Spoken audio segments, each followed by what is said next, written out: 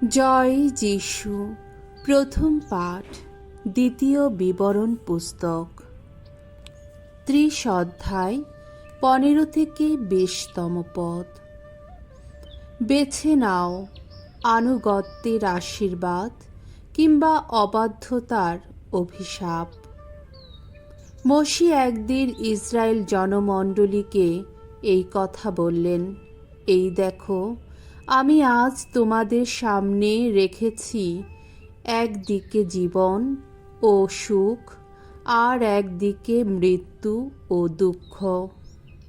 তোমাদের ঈশ্বর ভগবানের ওই যে সমস্ত আদেশ আমি আজ তোমাদের পালন করতে বলছি, তোমরা যদি তা মেনে চলো, তোমাদের ঈশ্বর ভগবানকে যদি ভালোই বাসো, তার দেখানো পথেই যদি চলতে থাকো, তার সমস্ত আদেশ, বিধি নির্দেশ ও নিয়ম নীতি যদি পালন করেই চলো, তাহলে তোমরা প্রাণে বেঁচে থাকতে পারবে আর তোমাদের জনসংখ্যা বৃদ্ধি পাবে।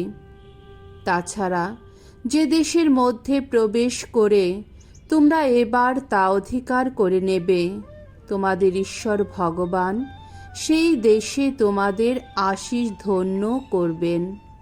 এদিকে তোমাদের মনটা যদি অন্যদিকে যায়, তোমরা যদি শুনতে না চাও, যদি প্রলোভনে পড়ে অন্য সব দেবতার সামনে প্রণত হও এবং তাদের সেবা করো, তাহলে আমি আজ তোমাদের বলে রাখছি, তোমরা কিন্তু মরবেই মরবে। জর্ডন নদী পার হয়ে যে দেশের মধ্যে প্রবেশ করে তোমরা এবার তা অধিকার করে নেবে, সেই দেশে তোমরা সুদীর্ঘ জীবন যাপন করতে পারবে না। আমি আজ তোমাদের বিরুদ্ধে স্বর্গ মর্ত্যকে সাক্ষী রেখে বলছি, তোমাদের সামনে আমি এখন রেখেছি একদিকে জীবন আর একদিকে মৃত্যু, একদিকে আশীর্বাদ আর একদিকে অভিশাপ। তোমরা বরং জীবনকেই বেছে নাও, যাতে তোমরাও তোমাদের বংশধরেরা প্রাণে বেঁচে থাকতে পারো। তোমাদের ঈশ্বর ভগবানকে ভালোবাসো, তার কথা মেনে চলো, আঁকড়েই থাকো তাকে, কেননা তোমরা তা করলেই তো জীবিত থাকতে পারবে, দীর্ঘদিন বাস করতে পারবে সেই দেশে, যে দেশ ভগবান তোমাদের পিতৃপুরুষ আব্রাহাম, ইসায়াক ও যাকবকে দেবেন বলে শপথ করেছিলেন।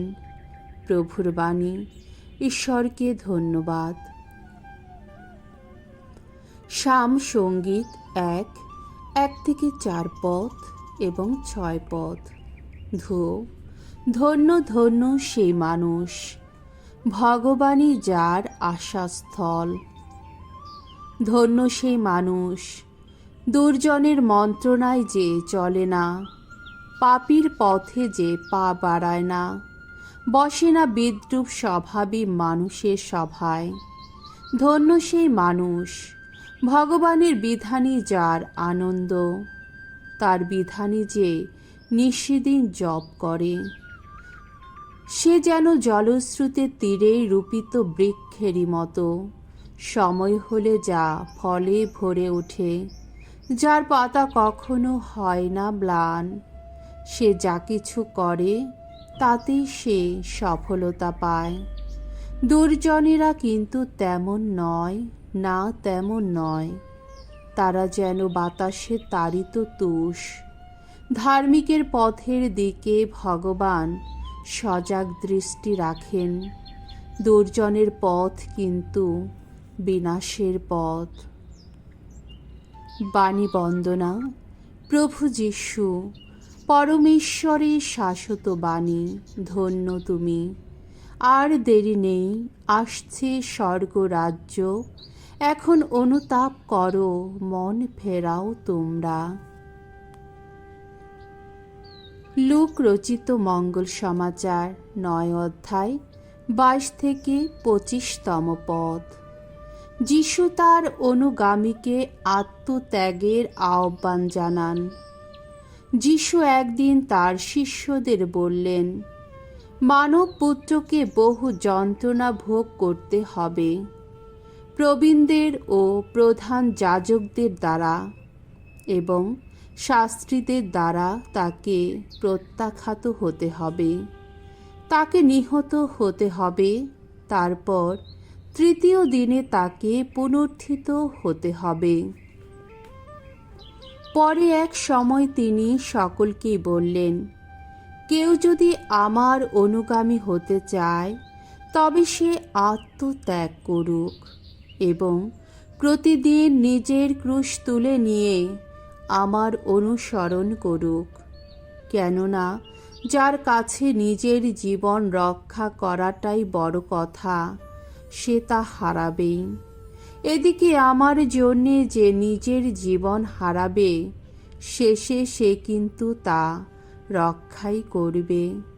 যে মানুষ সারা জগৎকে পেয়েছে কিন্তু নিজেকেই হারিয়ে ফেলেছে, নিজেরই সর্বনাশ ঘটিয়েছে, তাতে তার কী বা লাভ হলো?